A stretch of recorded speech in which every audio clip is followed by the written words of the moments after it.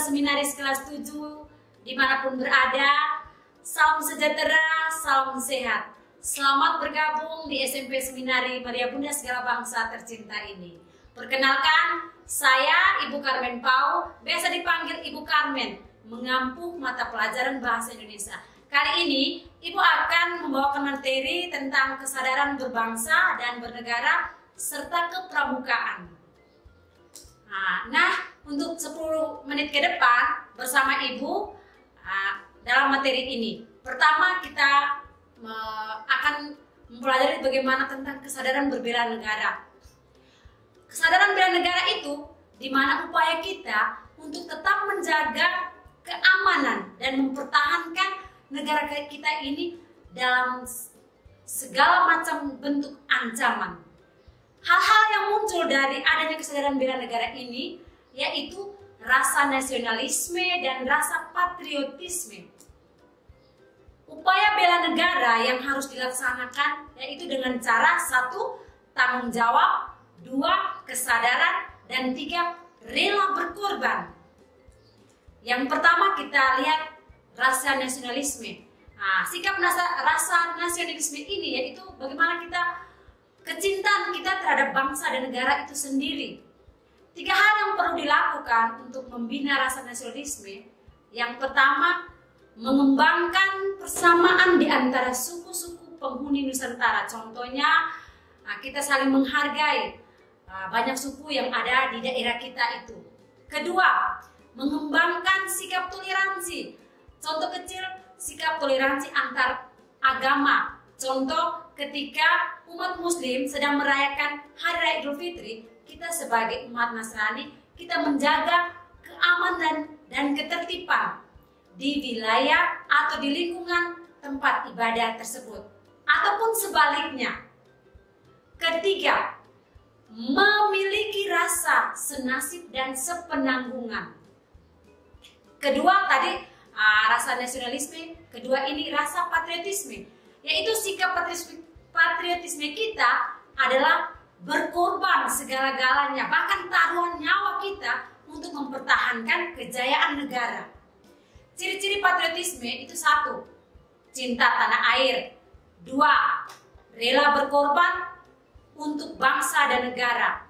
3. Menempatkan rasa persatuan dan kesatuan bangsa di atas kepentingan pribadi atau golongan. Keempat, tidak pantang menyerah dan putus asa. Berikut implementasi rasa patriotisme dalam kehidupan sehari-hari. Contoh, di dalam keluarga kita harus sering menonton film perjuangan, harus sering juga membaca buku tentang perjuangan, mengibarkan bendera merah putih pada saat hari raya kebangsaan seperti hari raya 17 Agustus. Kedua, kalau di sekolah, yaitu kita harus mengikuti upacara bendera harus dengan penuh hikmah. Selain itu juga tugas sebagai pelajar adalah belajar dengan sungguh-sungguh. Ketiga, di masyarakat kita harus memiliki sikap kekeluargaan dan kerukunan antar masyarakat. Dan terakhir, keempat adalah dalam kehidupan berbangsa, di mana kita harus meningkatkan persatuan dan kesatuan bangsa melalui nilai Pancasila dan Undang-Undang Dasar 1945. Juga menjunjung tinggi hukum yang berlaku di negara kita. Berikut wujud nyata cinta tanah air kita. 1. Harus kita mengetahui sejarah tentang negara kita. Nah, tanpa sadari wujud nyata cinta tanah air ini, adik-adik di SD mungkin sudah belajar tentang mata pelajaran sejarah. Nah, itu wujud nyata kita. Kedua, kita harus melestarikan budaya sendiri, contohnya budaya lokal di daerah kita masing-masing. Ketiga, menjaga lingkungan sekitar. Yang berikut, rela berkorban untuk bangsa dan negara. Sikap rela berkorban ini itu sangat dibutuhkan dalam mewujudkan rasa bela negara. Contoh kecil saja, sikap rela berkorban dalam kehidupan sehari-hari. Kalau di sekolah, contoh, kita bisa menggantikan piket harian di saat teman kita sakit. Yang berikut contoh lain, lebih memilih membantu pekerjaan orang tua di rumah pada saat diajak bermain oleh teman. Nah, itu contohnya. Yang berikut kita masuk ke kepramukaan. Kalau om pramuka itu ibu merasa bahwa adik-adik sudah tahu waktu di SD. Pramuka tahu dari warna bajunya, pasti warna coklat. Nah, pramuka itu sendiri itu merupakan singkatan dari Praja Muda Karana, yang berarti orang muda yang suka berkarya. Gerakan pramuka meliputi 4 bagian, yaitu pramuka siaga itu dari usia 7 sampai 10 tahun. Pramuka penggalan usia dari 11 sampai 15 tahun. Dan ketiga pramuka penegak dari usia 16 tahun sampai 20 tahun. Dan pramuka pandega dari 21 sampai 25 tahun. Jadi adik-adik yang 19 kelas 7 itu masuk di pramuka penggalan. Ya.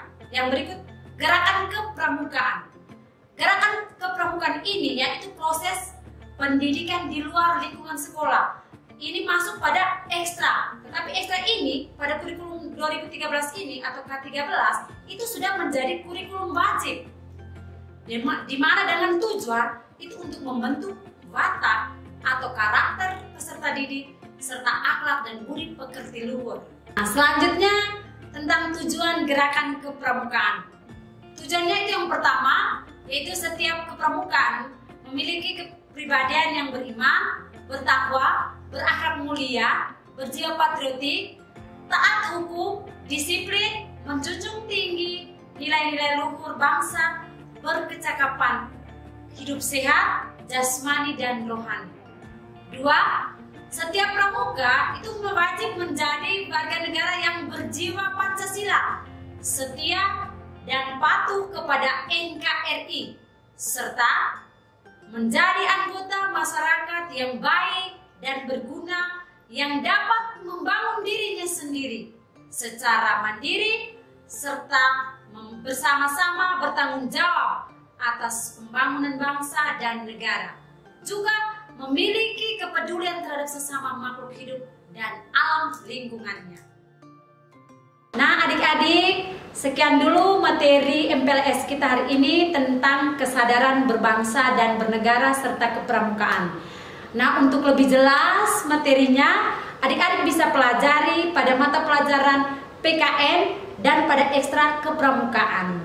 Sekian dulu. Sampai jumpa dan sampai bertemu kembali di SMP Seminari Bunda Segala Bangsa.